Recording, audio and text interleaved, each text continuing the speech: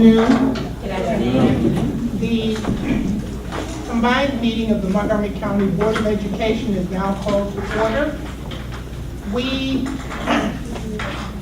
will have our invocation today by Reverend Marcus D. Collins, the pastor of Lake Elam Baptist Church. Pastor Collins, would you?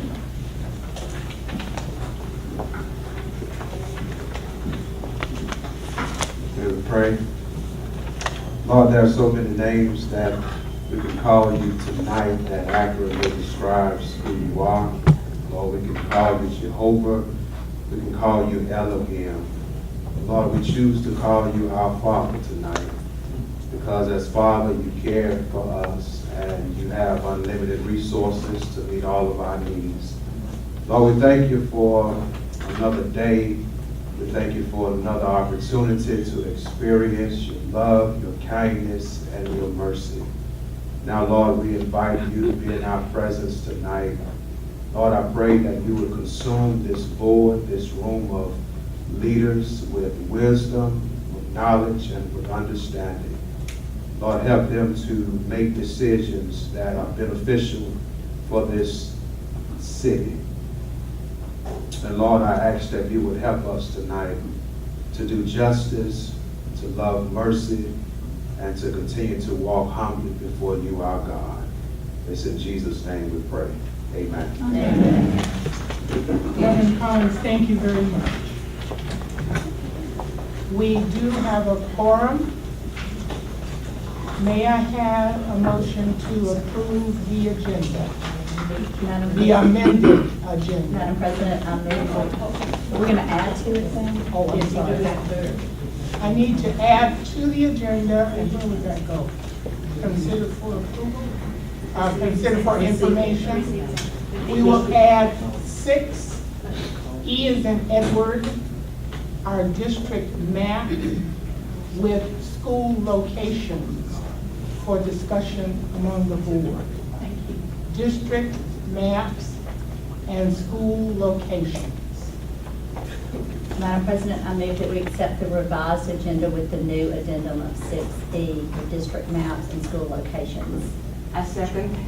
It has been moved and seconded that we amend the amended revised agenda to add on item 6, receive for information, E, district maps and school locations. All in favor, let it be known by raising your hand. The motion is carried with 7 votes. Thank you. Now, may I have a motion to approve the revised amended agenda? We're all done? We're good. Okay.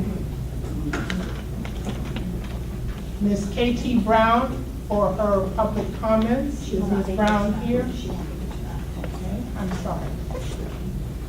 Ms. Jones, you're next on the agenda. Good afternoon, everybody. Good afternoon. It is to my understanding that South Lawn Middle School, which feeds into Carver High School, lost the band and choir curriculum. And with the loss of this program, the students at South Lawn Middle School will not be able to enter an instrumental music program until their 9th grade year at best. Can you imagine starting to do math, reading, or science as a 9th grader? A program cannot survive without a thriving feeder, which currently exists at Carver High School. Carver takes pride in its choral and band program, which is a tradition. Mr. Terry has cultivated so many students into budding artists. Former band directors, Mr. Curtis Hollinger and Mr. Smart, also have many students who have received scholarships to college and went further in their career because of them. If there is no band or choral curriculum offered at South Lawn Middle School, which feeds into Carver, these schools will ultimately lose the best program offered in this county.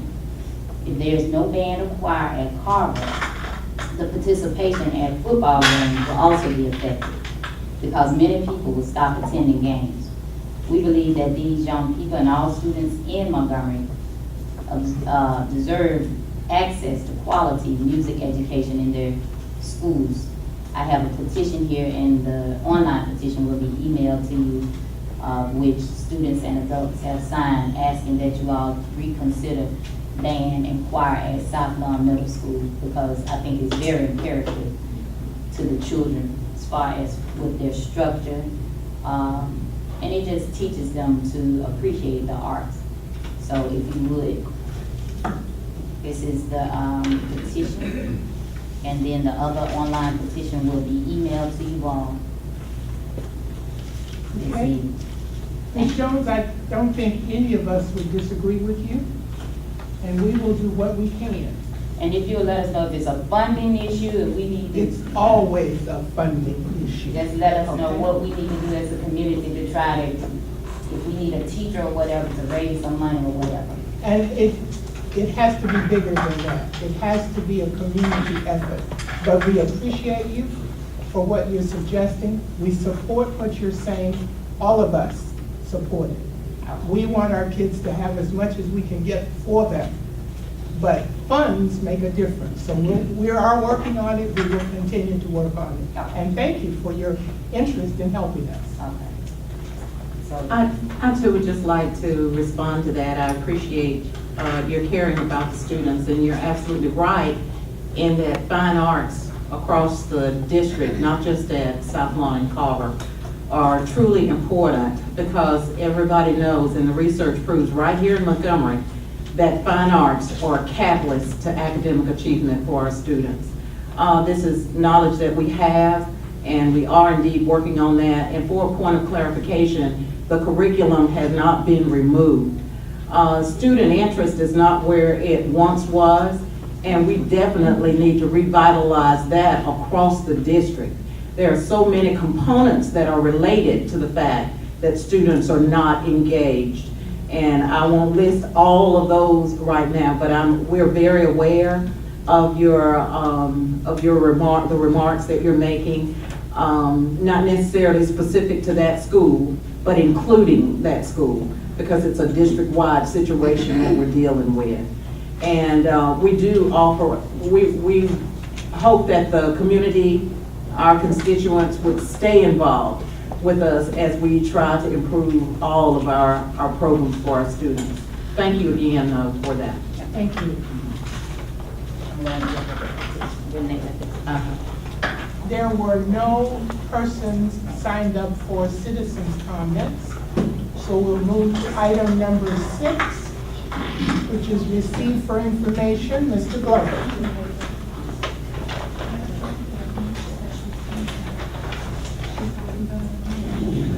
Madam Chair, members of the board, you should have received your financial report for the month of June 2014 in the packet.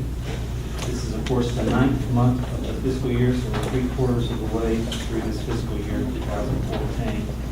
On the cover page, you'll see on lines 1 and 2, total assets and other debits and total liabilities and fund equity, $22,440,189.73. The unreserved fund balance was $14,778,468.33, and the total fund equity was $22,374,406.65. On line 5, the beginning fund balance last October 1st in the general fund was $17,436,870.62. Excuse me, Mr. Glover. Can you speak into the mic a little bit more? I'm not being picked up. I hear myself so well. There is of that. And you know the numbers. Well, I've seen them. Okay, on line 5 then. The beginning fund balance last October 1st, 2013 was $17,436,870.62. Total revenues and other fund sources year-to-date, $168,591,298.41. Total expenditures and other fund uses year-to-date, $163,653,762.38. Thus indicating that the revenues exceeded expenditures by $4,937,536.03, leaving an ending fund balance on June 30th, 2014 of $22,374,406.65, the same as figure as on line 4, indicating that the records were in balance. glad to answer any questions you might have about this. Board members, are there questions for Mr. Glover on this? Thank you. Mr. Glover? Mr. Glover. I would like to make some comments if I can, not specifically to the financial report, but certainly related to finance. 2 weeks ago at your board work session, a representative from the Kronos company made a presentation about the software that could be provided to be very helpful to our HR and payroll departments in terms of accounting for the employment of all of our employees, specifically the dates, the hours, the times, all of that, and all of that information will be very accessible.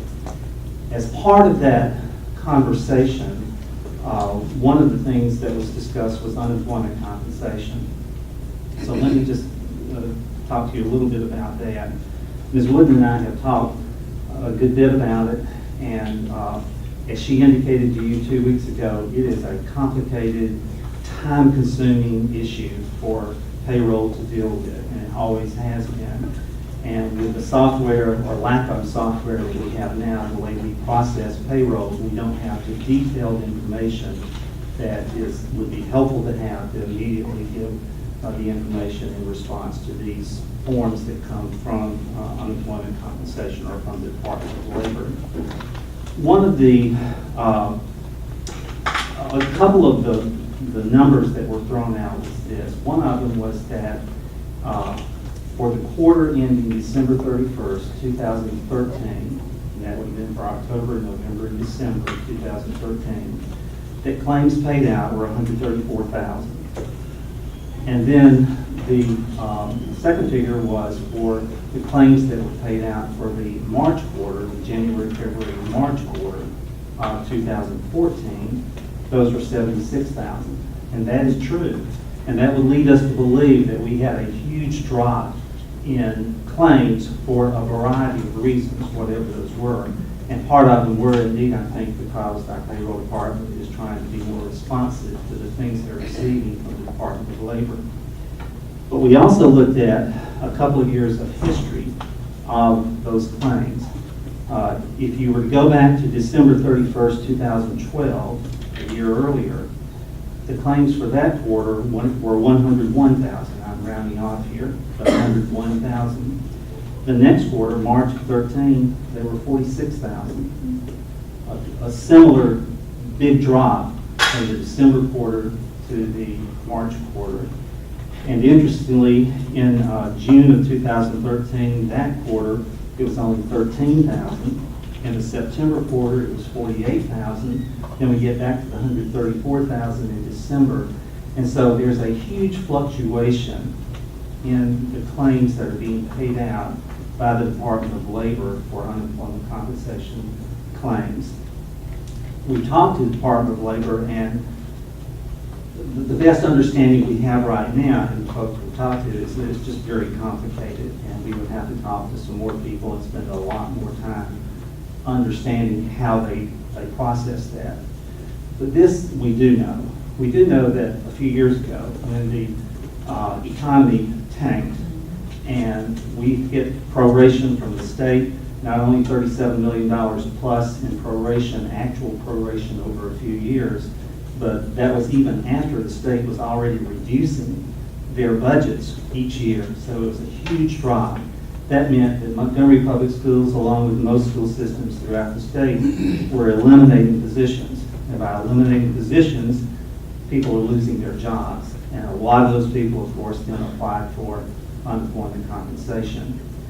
The other factor in terms of, besides the number, the sheer volume of claims that were being turned in over that period of time, is the fact that the federal government extended the period for unemployment compensation claims to be paid out.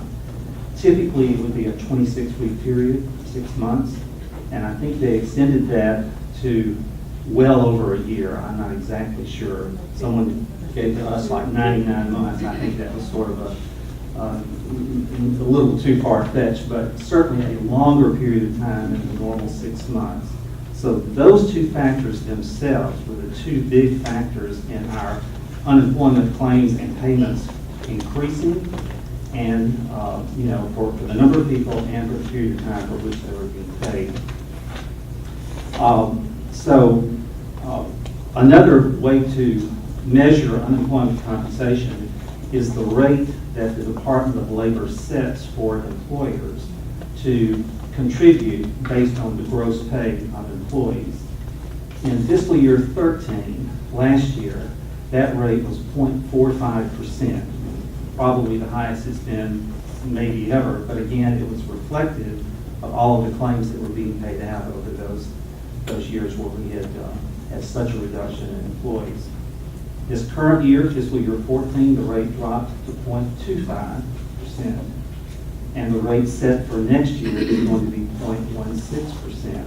So you can see it's dropped over 60% in just 2 years in the rates that we are having to pay to the Department of Labor to cover the claims that are being paid out. Now, does that mean that there were not any claims paid that should not have been paid? Absolutely not. I'm sure there were some claims that were paid because we did not respond, but I can just tell you that the volume of claims that was being turned in was overwhelming, and I think our payroll department just didn't have the capacity to address all of those, and we certainly didn't have the software that would make the information accessible to turn in.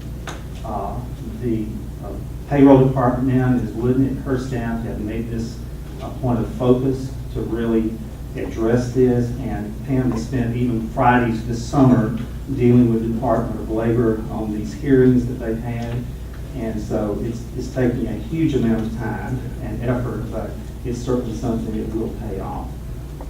So I just wanted to point this out to you.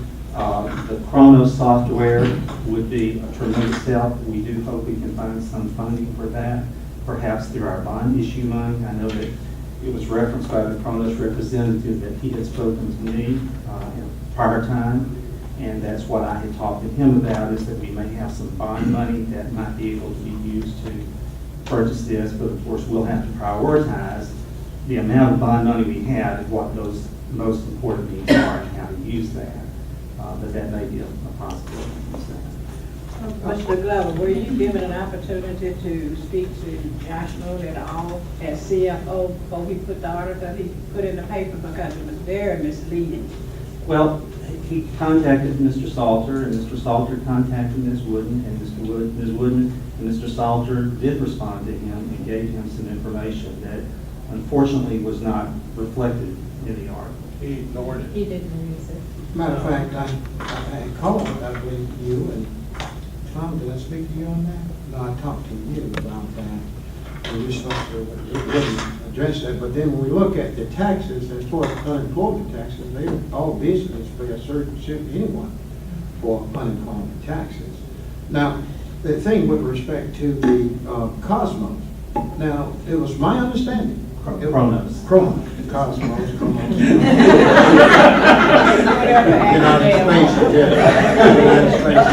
But Cosmos, we get his face. But look, the thing is that I'm concerned with the fact that the previous superintendent shared with us that to reduce the amount of paperwork that we had as it relates to finances, that the new IT program was capable of doing those things that he certainly mentioned to us in order to cut out the paperwork and certainly be more effective in terms of tracking the times and the individuals who were working and keeping up with the technology that we had in place. It certainly was supposed to have done that. It was my understanding from the previous superintendent, that's the reason we got that program in place, the new IT program. When you and I spoke, Mr. Forrestville, I told you I didn't recall specifically what you were talking about, and I still don't. I'm not exactly sure what it is, so I don't know how to respond to that, except to say that I don't think we've entertained the purchase of any kind of software like Chronos that will do what it does, that I recall. Maybe the IT department can, yeah, they too, and the IT program that we purchased was supposed to have a component that would alleviate that paperwork that we have with respect to the finances. And Yeah. certainly that's, if we already have something in place that's adequate to do that, then certainly I think we need to look into that. before we think Absolutely. about, The software that we do have, which is now Harris, is the company that provides our software. The name of the software is NextGen, and it's software that's used both in our payroll, our human resources, and our budgetary, our finance department. And so it has some capabilities that we're not using all of the functions of that. And Ms. Wooden and Ms. Pitts are both working very hard to use all of that, but it still does not do everything that Chronos does in terms of capturing the data and really automating it more so than having it also so manually done. Well, let's take a look at what it can do in terms of alleviating some of the work and time that individuals spend. And as far as that paperwork is concerned, then we look for it as far as what Chronos is concerned. On the other hand, this is another take here, but I was looking at, you gave information that, toward the last quarter. And my understanding, the last quarter for consecutive years that we're reaching in terms of amounts of money, hundreds of thousands of dollars. Now, it has to be something that's causing the fluctuation from the first quarter, second quarter, and then it seems as though the last quarter of the consecutive years that we are expending considerable money as compared to the other quarters. So it has to be something, or some factor that's involved that cause that to increase considerably. Yes, sir. I think rather than looking at quarters, I think the annual figures are what are most important. We don't fully understand all of the reasons for the fluctuations, but in fiscal year 10, the total benefits paid out were $618,000. Again, that was at the beginning of that heavy period where we had cut employees. In fiscal year 11, or I say fiscal year for the Department of Labor is actually a calendar year. So in calendar year 10, it was $618,000. In calendar year 11, it was $687,000. In calendar year 12, $377,000. And then in calendar year 13, $242,000. So you can see how it's dropped. So it's probably more helpful to look at an annual basis rather than a quarterly. But showing decreasing from the amount of time that, prior Yes. to this time, so we're actually saving. Yes. One other item that I'm concerned with, the fact that on the financial report here, the amounts that the balance to be expended, we're looking at about 83 million. And we also, the balance of to be received, we understand that certain old monies hadn't been received yet, and since at the end total revenue so far that we have received is 78 million. Now, if we look at this, and maybe you can check this later and then give me a report back, but, in terms of looking at what we have to spend to be expended, this 83 million, looking at our balance now, and I also looked at the revenues that were, let's say, under, which is about 5 million. And then if we look here in terms of the difference there in balances received as well as the balances of expenditures, then it's reasonable to say that at the end of this fiscal year, we ought to be somewhere around $15 million as far as the unreserved fund balance is concerned. No, sir. I wish it would be that way. My God. Our history has shown that because we collect practically all of our ad valorem tax revenue, which is a huge portion of our local taxes, by the end of February, we collected a huge portion of it. By the end of March, 90% plus. And so as we talked about, we sort of live off that the rest of the year. And starting in March, April, the unreserved fund balance, the figure on line 3, begins to decline each month. Likely that 14.7 million that you see there for June, it's likely going to be around 7 million at the end of September. Matter of fact, we were somewhere there last year at 7 million. We were at 9.2 million last year. So we will probably continue to drop this year. The big reason being that we had such a huge increase in enrollment, which was a commensurate increase in personnel, teachers. Yeah. But much of that will be recovered this year. Well, going into In the fiscal year 14. Yes, but the tricky thing about fiscal year 15 of those, if we could only staff fiscal year 15 at 2014 levels, then I think we'd be in pretty good shape. That has not been our experience yet. We know that Park Crossing is going to grow significantly, yet Jeff Davis Lee, none of the other schools are shown to be dropping significantly at all. So we're going to be adding units, but not shifting units from other places. So we're certainly trying to address the needs of the schools and the principals and everyone out there that say they have these needs, yet be cognizant of the fact that there are only so many units that we can fund. And it's certainly possible we'll have an increase in enrollment this year, 200 or 300 and stuff. Well, maybe someone needs to get the news out to those individuals who get on these radio talk shows and talk about what people leaving Montgomery. They must leave the children, they're going elsewhere.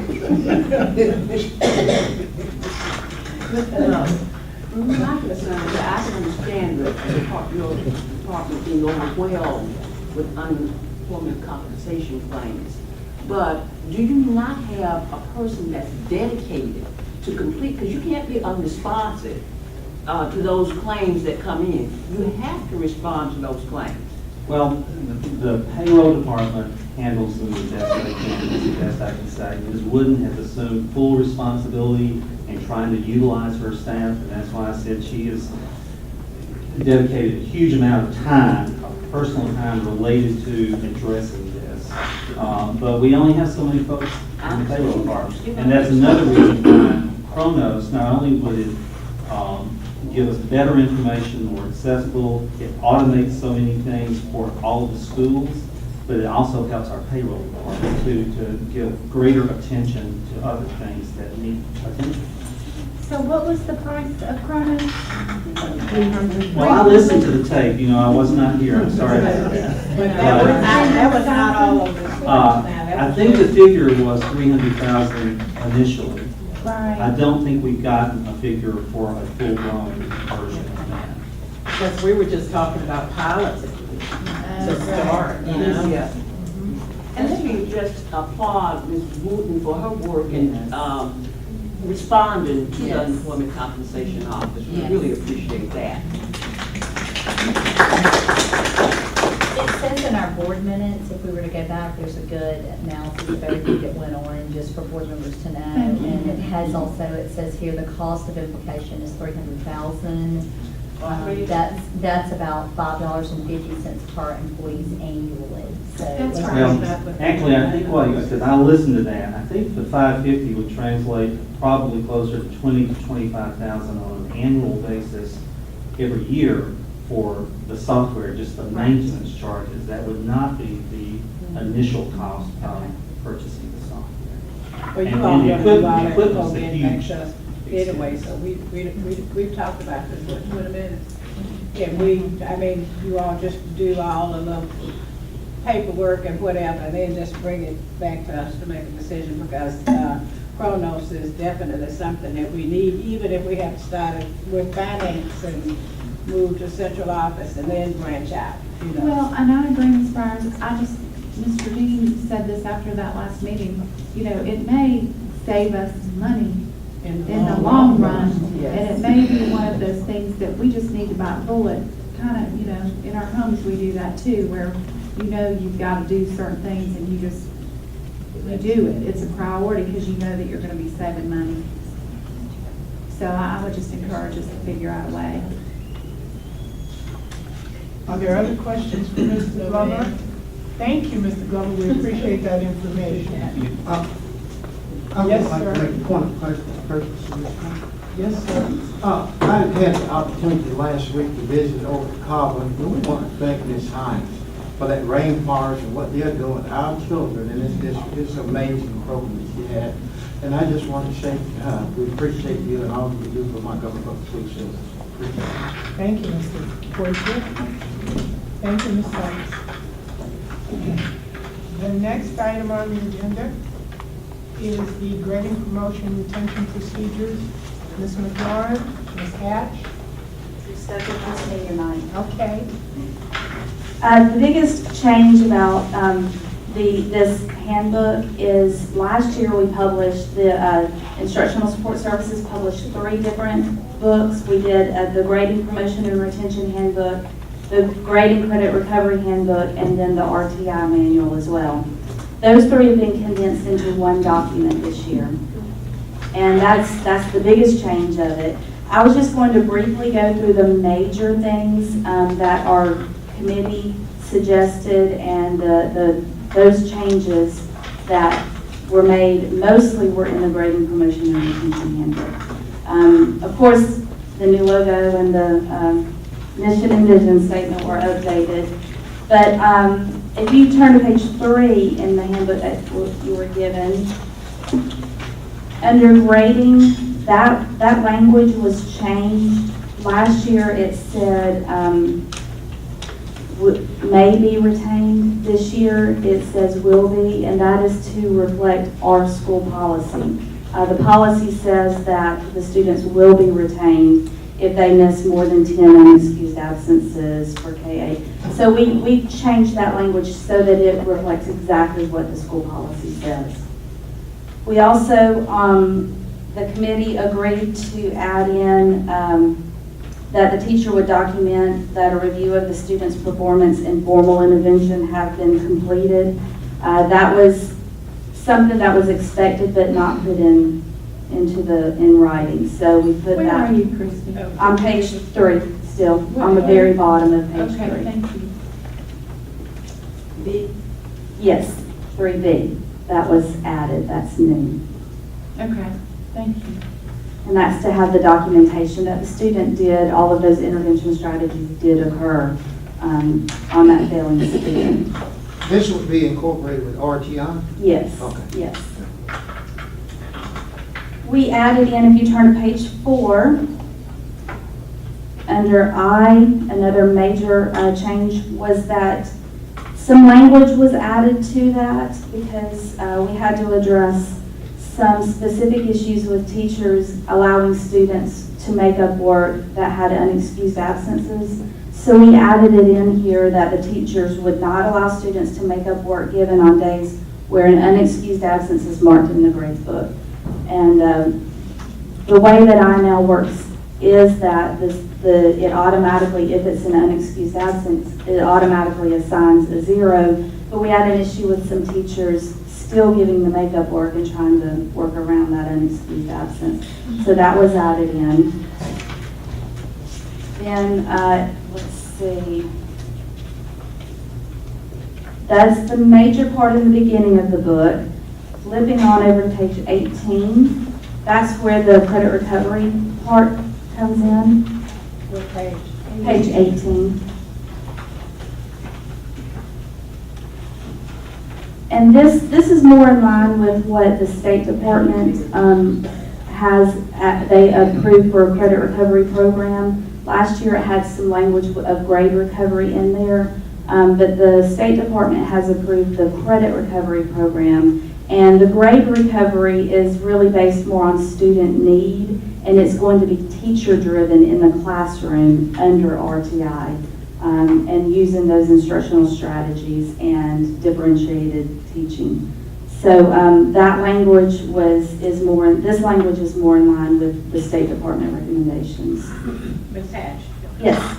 since we've had all these problems and basically it dealt with grade recovery plans and all, there will be a paper trail and a Yes, backup ma'am. Yes, system ma'am. throughout this Nothing of that process? has changed from last year, from what was restructured last year and put into place. None of that changed for credit recovery.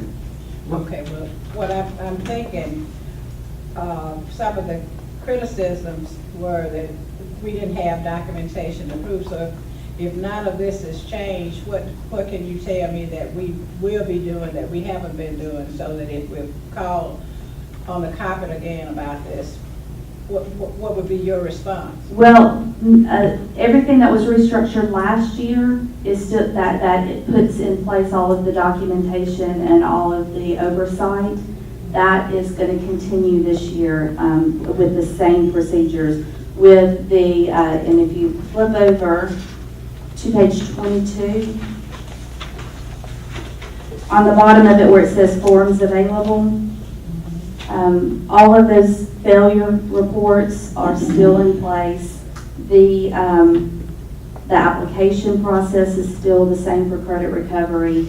The requirements, the student requirements are still the same, and it will still go and for approval, and that will all be documented, scanned, PDF, put on the server, so that we will have that documentation in place.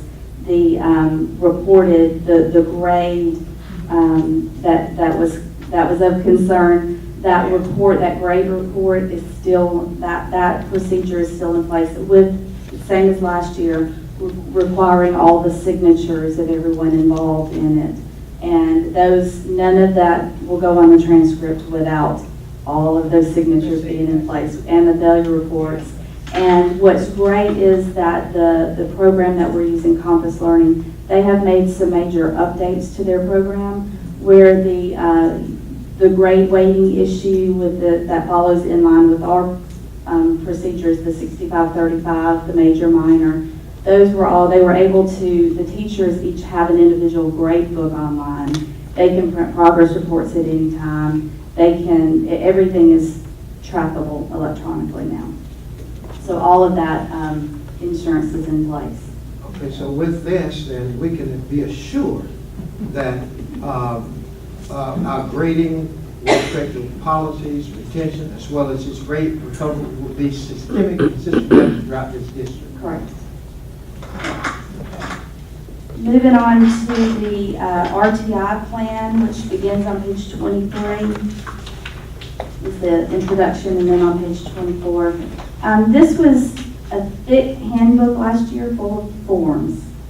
And in response to some constructive criticism from the teachers that actually implemented this into their classroom, they requested that it no longer be forms driven and become process driven.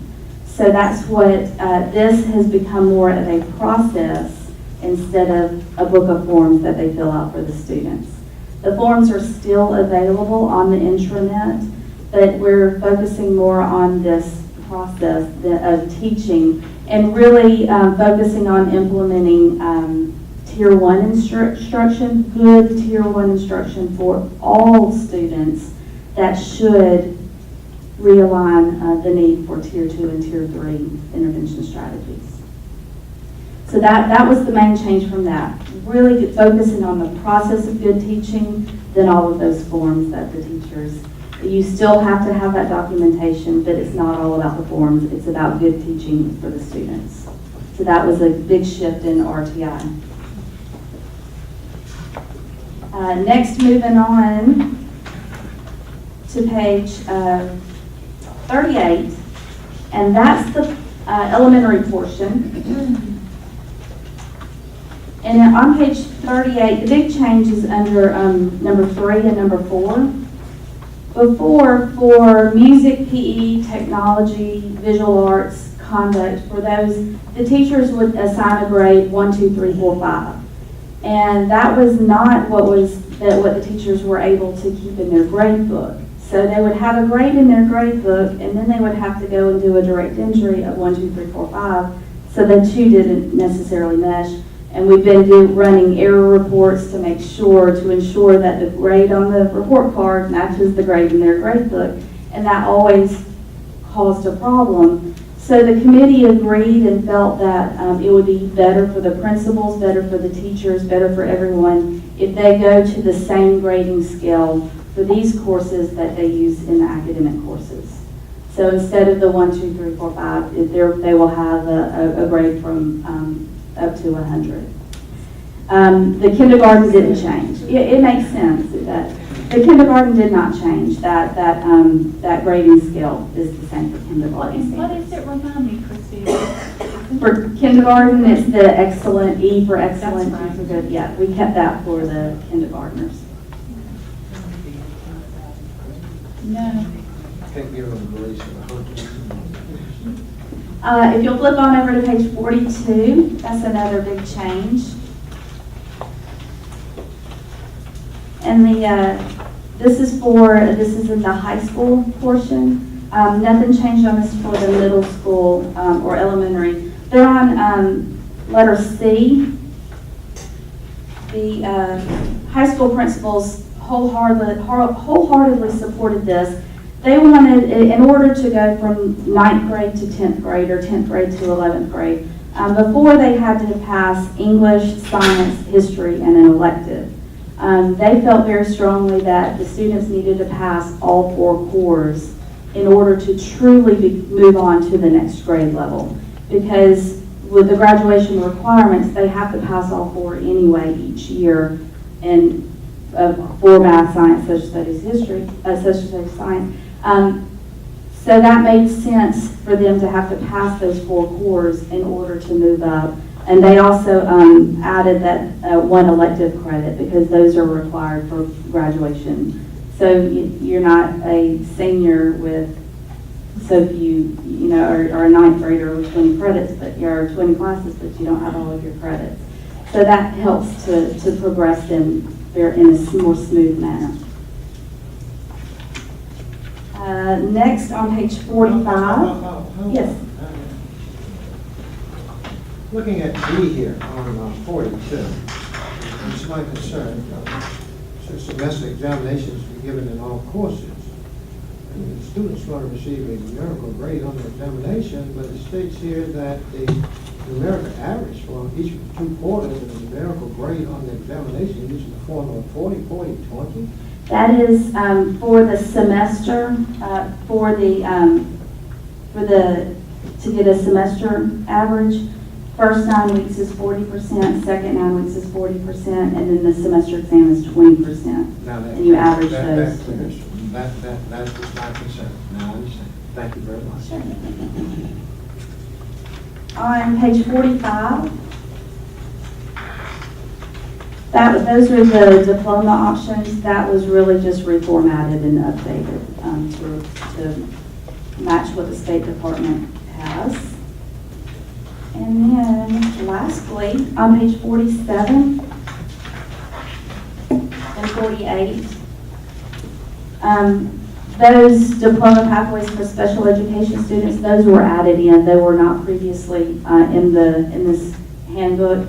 They were added, and they were simply taken from memos from the State Department. So no, it was nothing that we generated. It was straight from the State Department. So we added those in for the special education students. And on page 48 is a list of their diploma requirements.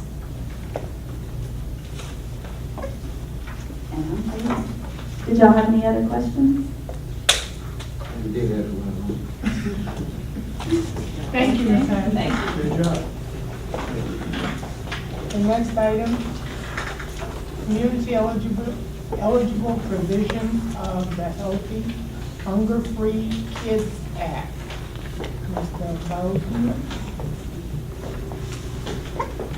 Good evening. Good evening. I'm pleased to speak on the community eligibility provision offered by USDA and to let you know that MPS has been approved to participate in this program for the upcoming 2014-15 school year.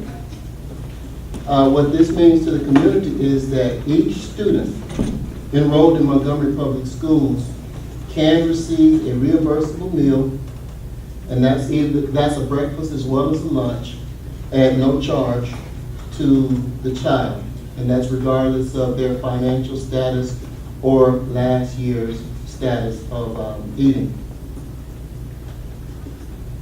The reason that we've stated it that way is because if a student does not want a fully reimbursable meal, then that student will have to be charged a la carte prices for each item that they get.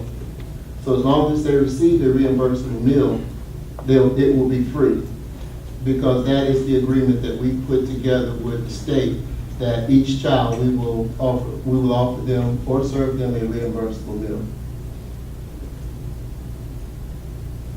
If a student only wants a la carte items, those a la carte items will be charged at the a la carte prices currently.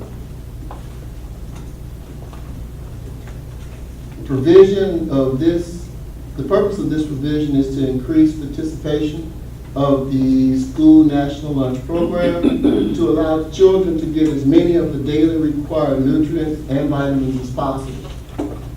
It also offers an effort to combat obesity within our country. The benefits believed to be established with CEP are as follows. As I previously stated, students receive a breakfast and a lunch at no charge to the student. It improves nutrition to students at risk, and it also offers the potential for attendance as well as test score improvements. And it can potentially increase breakfast and lunch participation, which is what we're hoping for. And we look forward to providing this provision to the community, and we are expecting great success with it. And currently, we have enrolled all the schools in the Montgomery district in this program. Maybe I misunderstood. I thought it would only include those schools that had 40%. There is a certain percentage? Uh-huh. Yes, ma'am. So it wouldn't be every school, it would just be the schools with that percentage, right? No, ma'am. No, I understood it was district, because our district. Every respected- school, every Every student, school. correct? So you're Yes. talking about Every the school, school, every every student. everybody? Everybody. That was with respect to the percentage of poverty in this area that required us to be able to be allowed to participate. Is that correct? Yes, and there are several schools that do not qualify, but But yet, when we group as a them, group, yes, when we group them Absolutely. strategically, it allowed us to put everybody in there. And that was one of the things that we were trying very hard to work into the district, because we didn't want a parent coming to us saying that, okay, this child is free, but the one at the other school is not. Yeah. So we went with the all or nothing approach, and we were able to work that to where we could gain the benefits of USDA. Well, I just want to applaud you, and I want you to know that my phone has been ringing off the hook, and I did tell them, and I'm glad that I got it right, because there's some parents that are very grateful, and I'm extremely grateful for all the work that you, your staff, and MDS has done to make this happen. Thank you. I hope that we'll be able to continue to do it in years to come. I hope so. Okay, I just have a quick question, Yes, because ma'am. I've had a lot of comments and questions too, and really personal too. Okay, so what did you say it was called? Reimbursement. Reimbursable meal. Now, my child usually packs a lunch because she's picky. So if she wanted to buy a bottle of water and a Rice Krispie treat, that's kind of typical. I'm just giving you an example at Baldwin.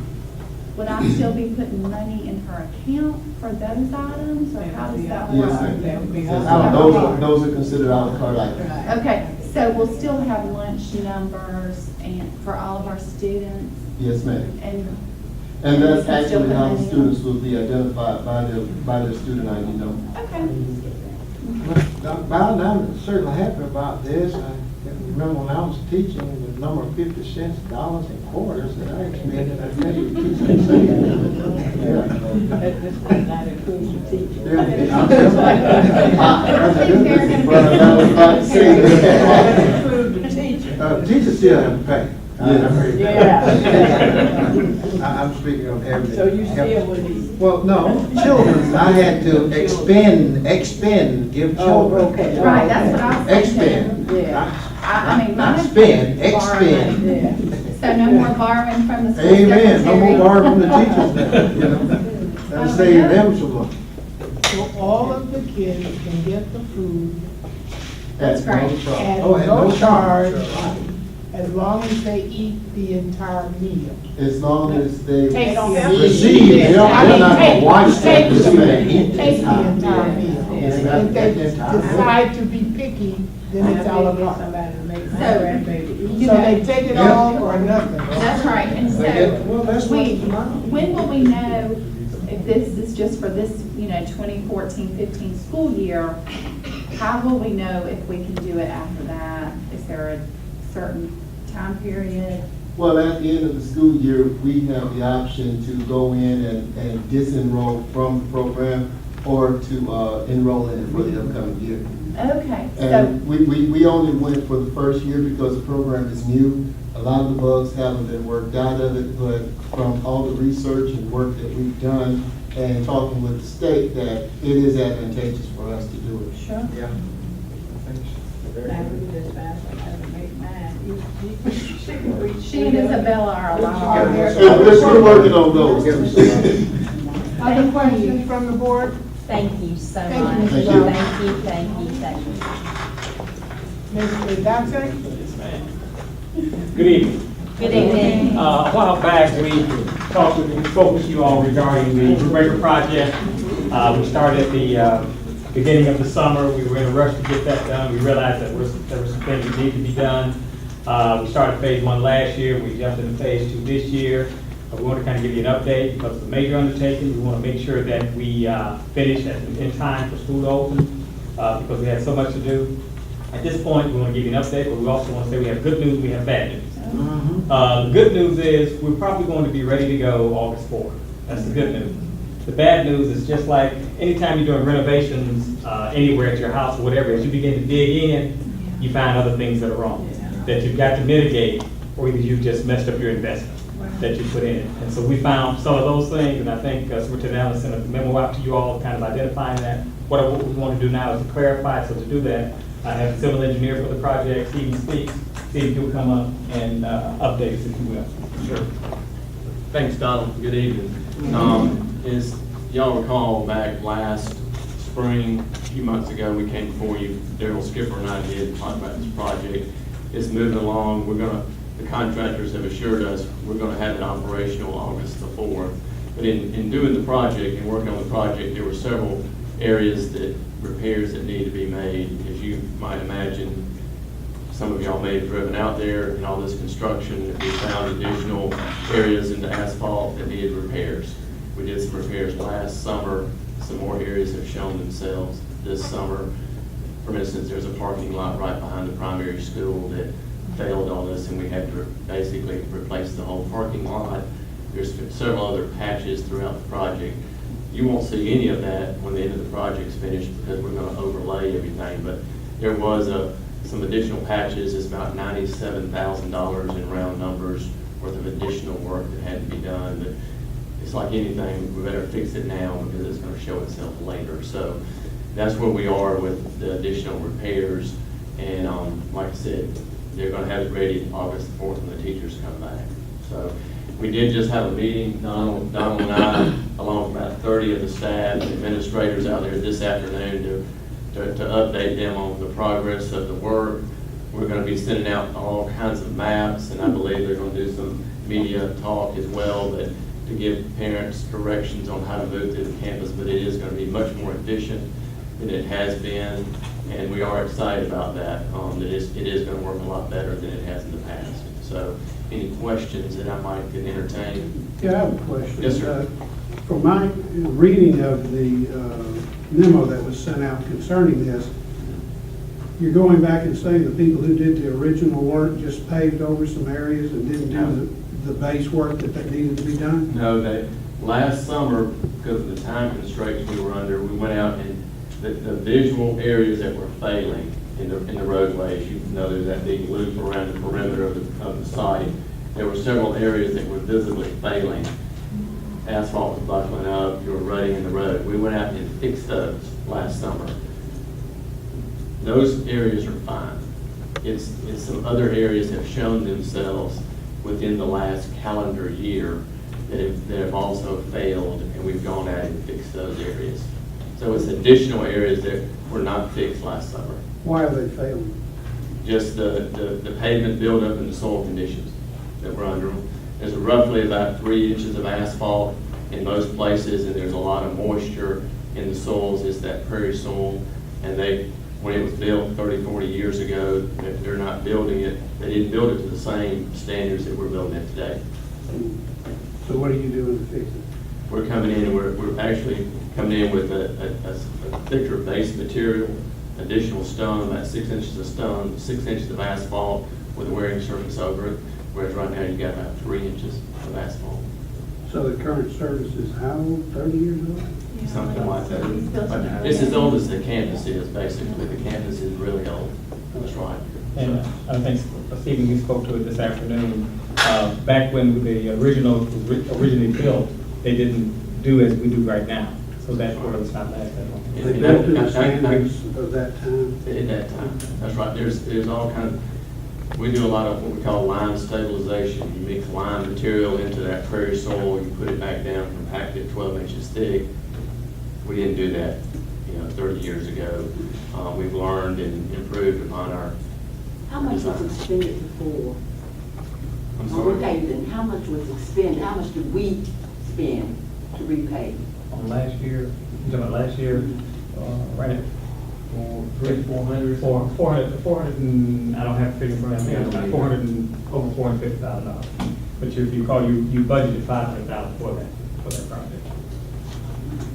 This is a lot of money for road work, and I do understand. Yes. But I was out, matter of fact, I was on the campus last week. Now, I don't know much about road work, but when I looked at it, you must gonna give the guys some kryptonite or something to get them to have it ready, and by the time school was open, I went and they were scraping the roads, as you say, but there was so much other that seemed to need to have been done, and then you got piles of dirt that's all out there, that has to be done. I mean, you're gonna do some landscaping with respect to that, aren't you? Yes, sir, that's right. It doesn't look too, No, it doesn't look finished right now, It does it? looks pretty rough. It does, Yeah. it does. Now, obviously, what everybody will see in the end is a finished new blacktop surface over the entire campus, and we can't do that until all these repairs are done, these patches that have shown themselves over the last couple of weeks that we've been trying to fix. And we've been held up a little bit to fixing patches. Let me ask this. Are you gonna, let's suppose you say 30 years, and if you're not gonna do it totally all over, then you expect then some of these to occur again down the road, Yes, sir. if then it's not addressed now. All this being addressed at this point in time? Everything that has shown itself as a failure, we're fixing now. Yes, sir. Everything that's failing. That is showing itself. But there's a possibility other may fail, they may have other failures. It's always possible. I mean, it's always possible that we've gone after the areas that have shown themselves as failing, and that's the areas we're repairing. Yes, sir. Yes, ma'am. My Thank you. question had to do with those failures that have not shown themselves. That's what I'm saying. And when you think about the construction trucks and the heavy equipment that is coming in and out of there to do what we're trying to do, does that not put us in jeopardy for some other failures to show themselves at a later time? Well, yes, sir. I mean, a lot of the reason these failures are showing is because of all the construction traffic that we're running on it. We're running some heavily loaded trucks that won't be on this site again. And it's causing these bad areas to show, and the other asphalt's holding up. It's just a bad area. But it's what And I the think I construction understand what traffic you're is saying. showing. My question just has to do with, we did put those heavy trucks out there. It is showing. What about the stuff that is not showing? And if we hadn't taken the heavy trucks out there to fix it in the first place, probably the current 97,000 would not have shown. I'm just concerned about future as best we can. Right. Okay? Well, we've done the best based on what we know right now. You're right, we don't know what the future may hold, but we feel like with all the trucks that are out there now working and finishing up the project, that the worst has shown itself. We're fixing the worst, and then we've got to assume the remainder is going to work. It's going to be Good for at least 30 years anyway. Well, I hope so. So you feel pretty confident about the part that you guys are doing, and certainly if the other hadn't shown itself, then it should be just as doable as. It should be holding up. If it's not showing, if they're not failing, when I say failing, you probably saw if y'all driven out there where the asphalt's buckling up just because it's so yeah. So I feel confident we've done what we need to do, the information we have at hand, to put a good product out there to drive I on. see you guys scraping down pretty deep there with that, getting that old asphalt out. That's right, in repairs, that's right. That's right. Are there other questions for Mr. Dodson, Mr. Speaks, and our civil engineer? And Lee. Lee and I spend just about every day out there actually right now, so, you know. we've got- I would like to see it done by, it would be amazing to me Uh-huh. to see it completed by the time of school. It will be, It'll be Ron. They amazing. say it. That's what they're saying. They say it. It's I hear what gonna, they're saying. Barring a monsoon. that's right, barring a monsoon, yeah, that's right. But the- My all the observation in contractors- terms of what I see now. That's close to it. You know, that's- But also, I think it's important to remember, one of the problems is such a confined area, and we have a lot of volume traffic. I'm hoping that next year, as Pike Road opens, that we go ahead and rezone, and we relieve some of the volume of students there, that will relieve some of the volume of traffic that you have out there, especially in the primary and intermediate. I think that's, you have a lot of drop-off traffic there, more so than you would have at the middle and the high school. So I'm thinking that, once we rezone, to take care of that, may be something that will relieve some of it. So I think that would help, we won't have as much volume of traffic on it, much period of time. Thank you very much. Thank you, ma'am. Appreciate your info. Mr. Dodson? Yes, ma'am.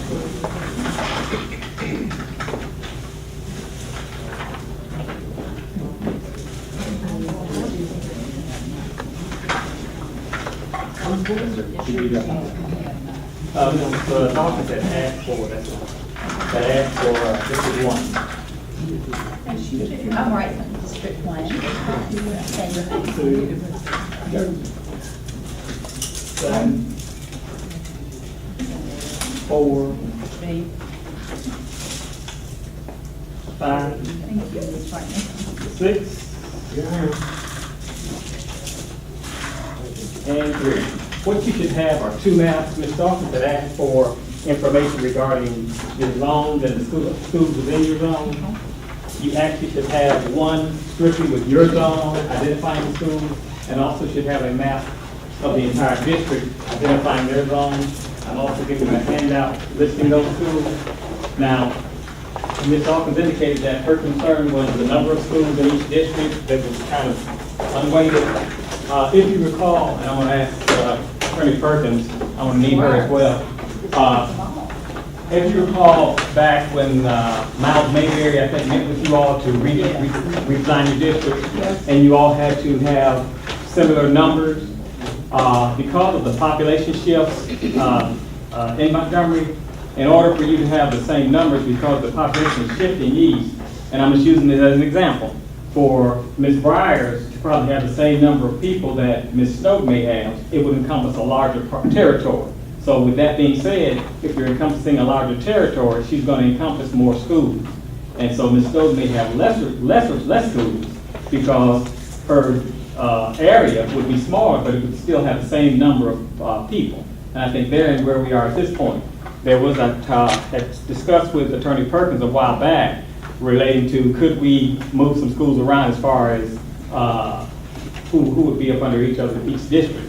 Ms. Perkins, and then I'll turn that over to her as far as her researching that to see, and you can speak to that. No, we that's not what you asked me to do. That wasn't on the agenda, wasn't what you asked me to do. What you told me is you would communicate to them that we were still looking at it. We're still looking at it. And that's. But I just wanted you to say something. I don't know what you want me to do. I have a question. Yeah. Since, okay, it looks like, well, Ms. Briers and I have the biggest district as far as the land on the map. Mhm. And isn't that Brandy? But the magnet schools are full of our kids. All of our students go to the magnet schools. So is there a way that we could maybe shift the magnet schools? You're saying no. They're in my district. And you know what, you've got a point, and I'm just talking this out. I understand. Because you've only got 1, 2, 3, 4, 5, no. Oh, I'm counting wrong, I'm sorry. But I want some of her schools back, because I fell in love with her school. But anyway, That's part of what we'll look into. I don't have a copy of what you guys have. I'm just getting a copy of this list right now. Right.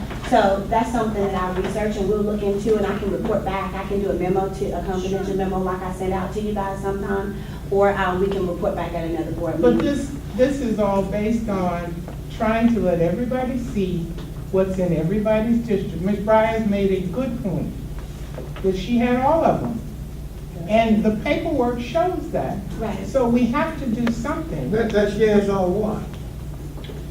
The largest number of schools, right? I've got the largest number of schools. I'm sorry, Mr. Briers, Ms. Briers and Mr. Porterfield.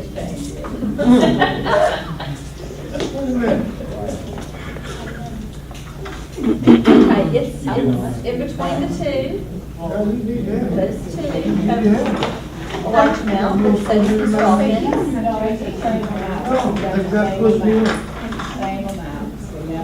This is what we're gonna do. I'm gonna, now that I have this list from him and we have the map, I'm gonna get with him, we're gonna look into how we can make this distribution, more equitable. He mentioned some rezoning earlier, so there are a lot of things kind of coming down the pipe based on where we are and based on our system needs. And I'll work with him, completely, and make a presentation to you on it, hopefully a little bit more notice in 30 seconds. And we'll get together on that to make that happen, to answer all of your concerns. Beverly here has only three schools in her district, three. That's what we We need to decided do. on. Well, you need to decide. That's based on how the lines were drawn. That's why. So the next effort, You said a program was taken off. Because I had 15, I'm glad to know I have 11, so y'all forgot some, but that's good, that's okay with No, me. those are actually not really considered schools. Yeah, I know, but they had listed. Yeah, but they- This is why I brought it this way, so we can look at our maps. Are we We can gonna, see our districts, we can look at the schools, and we can work on it together. we're gonna have a work session with this? After they do their work session, then we can do our work session, okay? Well, and it's good that we're doing it this week, the lines have been drawn. So I've had calls from parents and go, I don't know if I'm in your district or not. So it is good to be able to have that. This would be helpful to me in reporting back to you guys.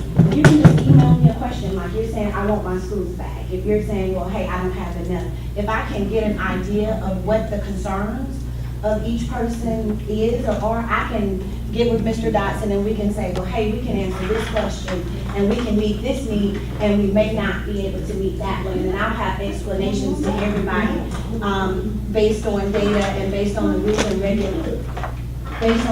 regulations governing all of this, what we can and can't do. And I'll provide answers to each question, yes or no, and why. So just email them to me, I'll compile them in a list, I'll put together a document with all of that for everybody. Okay, thank you. Thank you, Mr. Johnson. I think. Ma'am? I said, thank you, I think. Next item on the agenda, consider for approval the consent agenda. Madam President, I move that we approve the consent agenda with one item, board minutes. I'll second. It has been moved and seconded that we approve the consent agenda. All in favor, please let it be known by raising your hand. Everybody's hands up. Yes. Motion carried, 7 votes. Thank you. Superintendent? yes. I recommend approval of the personnel report. Madam President, I move that we adopt the superintendent's recommendation. I second. It has been moved and seconded that we adopt the superintendent's recommendation on the personnel report. All in favor, please let it be known by raising your hand. The motion is still carried with 7 votes. Executive session. Attorney Perkins, will you certify that we have valid reason for an executive session? Please, ma'am? Yes, Madam President, we will be going into executive session and certify that we will be going into executive session to discuss issues of real property. And how long do we expect? We expect to be in maybe about 20 minutes, and then we'll be a vote coming in. Madam President, I move that we go to executive session. It has been moved and seconded that we move to executive session to discuss real property. Those in favor, please raise your right hand. Motion carried with 7 votes. We'll be back in 20 minutes. Madam Those Madam who President, walk before we away. go to the executive session, you I will. want We have a couple of people that we need to introduce today. In the personnel report, we have a new principal for Highland Avenue Elementary School. It's Courtney Giles. Would you like to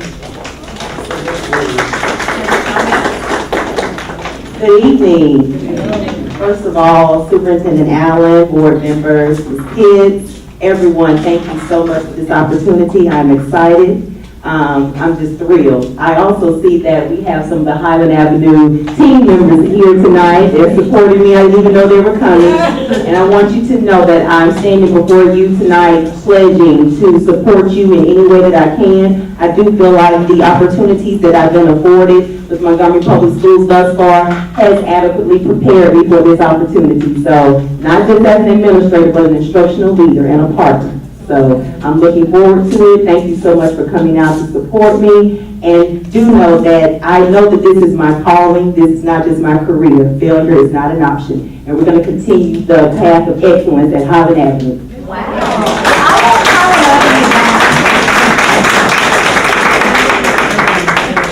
We're excited to have you. Courtney served as summer school's principal out at Bellingham this summer.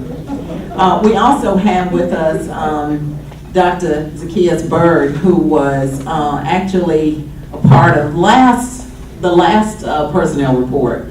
And Dr. Bird is joining us from the State Department of Education, and we are happy to have him.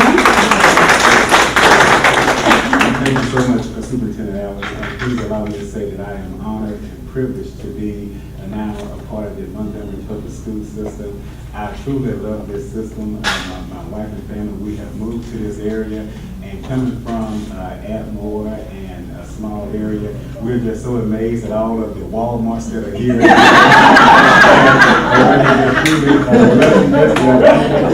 Of course, we're all of the opportunities, and of course, we're just so thankful for the opportunity to be a part of the Montgomery Public School family. I'm looking forward to working with all of the wonderful principals that we have in this system. And of course, whether Montgomery Public Schools is going to continue to be the #1 system in the state. Thank you all. Thank you very much. Dr. Berg is serving as our Executive Director for Leadership and Continuous Improvement, and he will definitely be working with all of our principals. And that's what he's doing with the State Department right now, so he's just moving to a smaller scale to help our principals and support them. And we're excited about that. Okay, executive session? Yes. Yes.